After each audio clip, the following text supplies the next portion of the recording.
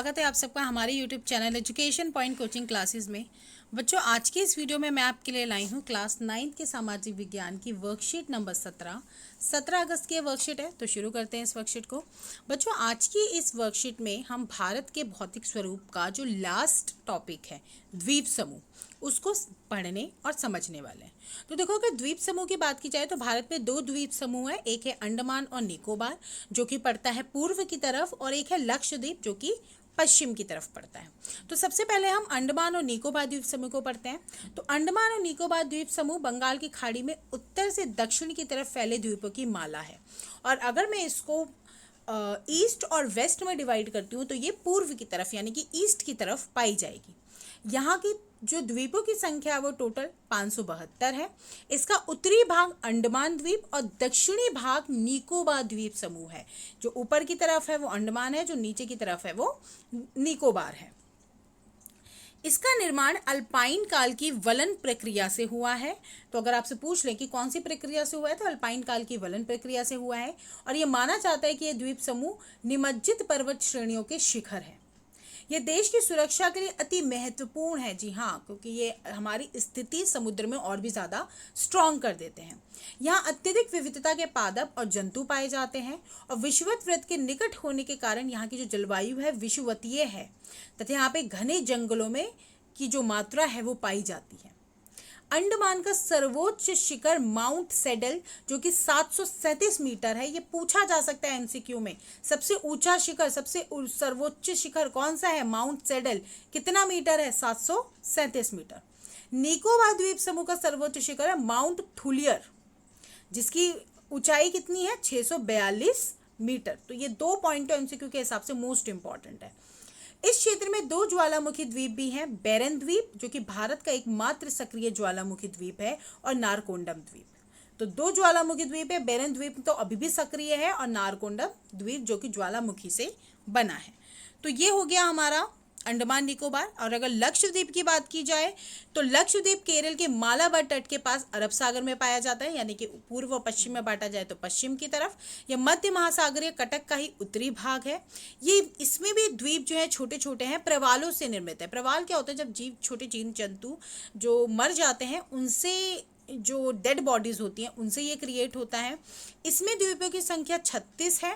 पूर्व में ये लकाव द्वीप, मिनिकाय और एमिन द्वीप के नाम से भी जाना जाता है। तो इसके 3 नाम है, लका द्वीप, मिनिकाय और एमिन द्वीप। 1973 में इनका नाम लक्षद्वीप रखा गया, और यह कुल 32 वर्ग किलोमीटर छोटे से क्षेत्र में फैला हुआ है।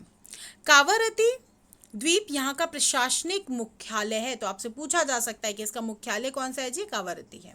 यहाँ बहुत से प्रकार के पादप और जंतु पाए जाते हैं। अब आपसे पूछ लेंगे जी प्रवाल क्या होता है? जैसे कि मैंने यहाँ पे बोला कि ये छोटे छोटे प्रवालों से निर्मित है।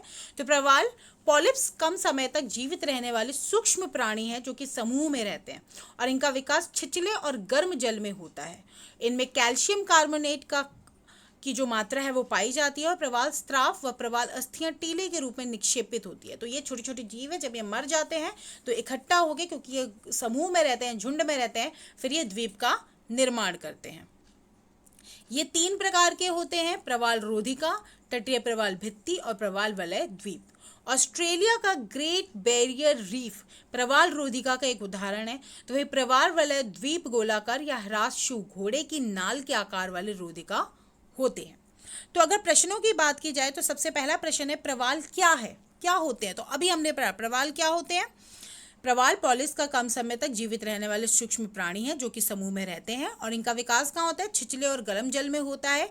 इसमें कैल्शियम कार्बोनेट का जो स्राव होता है, और बाद में जब ये मर जाते हैं, इनकी जो अस्थियां हैं वो निक्षेपित होकर द्वीप का निर्माण करती हैं। प्रश्न दूसरा, भारत में कौन कौन से द्वीप समूह इनके नाम लिखे और भारत के राजनीतिक मानचित्र में इनको दर्शाइए। तो देखो, भारत में आज हमने 2 द्वीपों के बारे में पढ़ा है। एक है लक्षद्वीप समूह जो कि पड़ता है हमारा अरेबियन सी में, एक है अंडमान और निकोबार द्वीप समूह जो कि पड़ता है बे ऑफ बंगाल में। तो ये मैप वाइज भी आप देख लीजिए। ये मैप अगर आप लेते हैं इंडिया का तो अंडमान निकोबार यहाँ पे लोकेट करना है। ये आपको श्रृंखला भी दिख रही होगी द्वीपों की, और लक्षद्वीप समूह ये है। ठीक है। क्वेश्चन नंबर 3, अंडमान निकोबार द्वीप समूह की जलवायु कैसी है और क्यों? देखो, अंडमान और निकोबार अगर द्वीप समूह की बात की जाए तो यहाँ की जो जलवायु है वो विषुवतीय है। क्यों?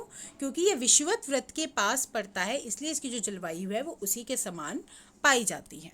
क्वेश्चन नंबर 4, द्वीपों का पर जीवन कठिन क्यों होगा? देखो, आप खुद इमेजिन करो, यहाँ पे देखो नॉर्मल तो लग नहीं रहे। हमने अंडमान निकोबार भी पढ़ा, लक्षद्वीप पढ़ा, यहाँ की जलवायु अलग है, यहाँ का जो कह सकते हैं आप निर्माण, वातावरण, जंतु, पादप जगत, जीव जगत, तो ये सब कुछ अलग है। और एक नॉर्मल मनुष्य के लिए यहाँ पर रहना मतलब एक नॉर्मल लाइफ जीना, देखो रहते तो यहाँ पे भी अंडमान निकोबार में भी लोग रहते हैं, लक्षद्वीप में भी रहते हैं, लेकिन यहाँ पे जीवन जीना कठिन है क्योंकि यहाँ पे सभी प्रकार की जो सुख सुविधाएं हैं उसका मिलना थोड़ा सा मुश्किल हो जाता है।